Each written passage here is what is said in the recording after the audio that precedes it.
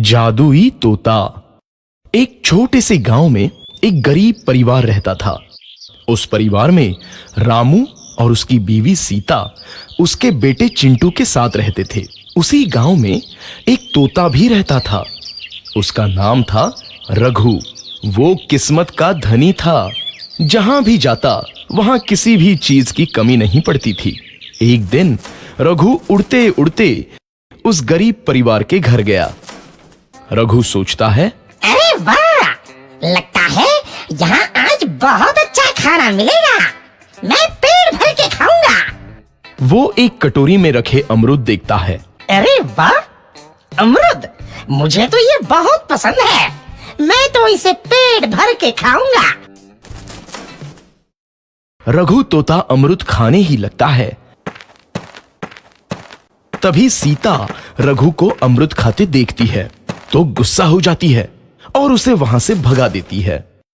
भाग यहाँ से, न जाने कहां से आ जाते हैं।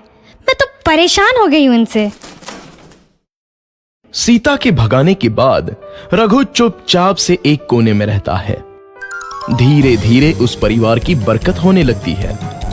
एक दिन रामू और सीता खाना खाते वक्त बातें करते हैं। आजकल हमारी बहुत तरक्की हो रही है, काम भी अच्छा चल रहा है। रामू कहता है। इस पर सीता कहती है, सच कहा, भगवान हमेशा ऐसे ही हम पर मेहरबान रहे। बेटा चिंटू भी कहता है, पिताजी, मुझे खिलौना लेके दो ना, मेरे सभी दोस्तों के पास है। रामू कहता है, ठीक है, जरूर लाऊंगा। सीता कहती है, कितने खुश है सब, मेरे परिवार को किसी की नजर ना लगे। एक तरफ ऐसी बातें होती हैं तो दूसरी तरफ रसोई में रघु तोता भी अमरूद खाते रहता है। मजा आया, अमरूद खाया, मजा आया, अमरूद खाया, मजा आया। तभी सीता रसोई में आती है और रघु तोते को अमरूद खाते देख बहुत गुस्सा होती है।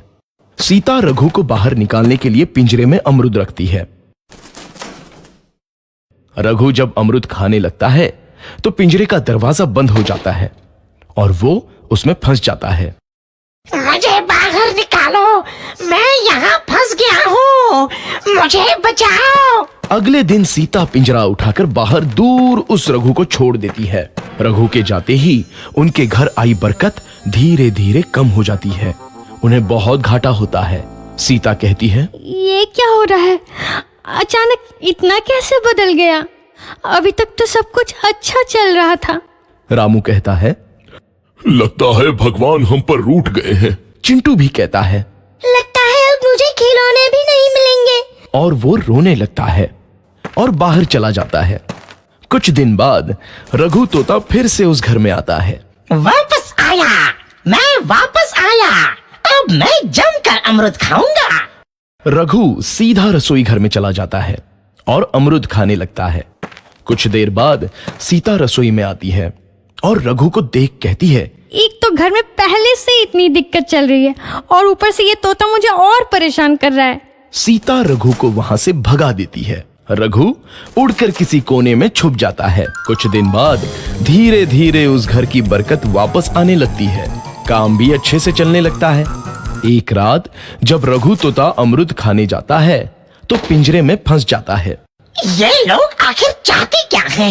एक तोते को शांति से अमरूद खाने क्यों नहीं देते? मैं कौन सा चोरी कर रहा हूँ? बस अमरूद ही तो खा रहा हूँ। तभी रामू वहां आता है और पिंजरे में रघु तोते को देख उसे बाहर छोड़ देता है।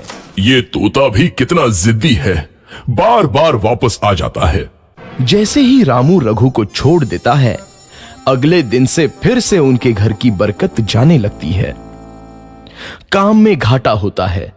किसी को समझ नहीं आ रहा था कि ऐसा क्यों हो रहा है। रघु तोता घर आता है तो अचानक बरकत आती है और जब रघु तोता को बाहर निकालते हैं तो बरकत चली जाती है। एक दिन सीता रघु तोते के घर आने और बाहर जाने की स्थिति पर नजर रखती है। ये तोता जब भी घर आता है तो घर में बरकत आती है और जैसे ही ये घर से बाहर जाता है तो उसी के साथ बरकत भी चली जाती है। कहीं ये जादुई तोता तो नहीं है? अगली बार जब ये तोता घर आएगा तो मैं इसे कहीं नहीं जाने दूंगी। सीता रघु का बहुत इंतजार करती है, लेकिन रघु तोता दोबारा उस घर में कभी नहीं आता।